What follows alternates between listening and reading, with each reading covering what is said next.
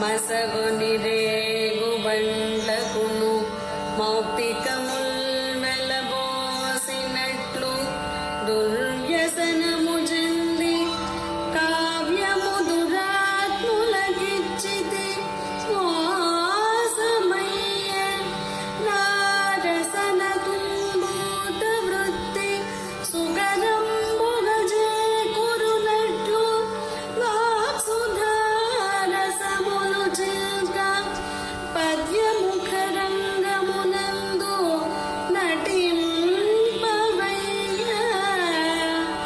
సంతసమును జాది భద్రగిరి దాశరథి కరుణాపయానిధి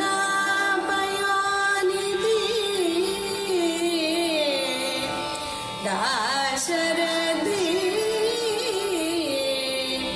కరుణాపయానిధి. రేగుపండ్లు తినడానికి ఆశపడి వాటి బదులు మంచి ముత్యాలు ఇచ్చి ఆ పండ్లు కొని తిన్నట్లుగా దుష్టమైన అలవాట్లకు లోనై దురాశకు లోనై మోసపోయి నా కావ్యాన్ని దుష్టబుద్ధులైన వారికి అంకితమిచ్చినాను. ఈ అపరాధానికి నాకు ఇప్పుడు పశ్చాత్తాపం కలిగింది.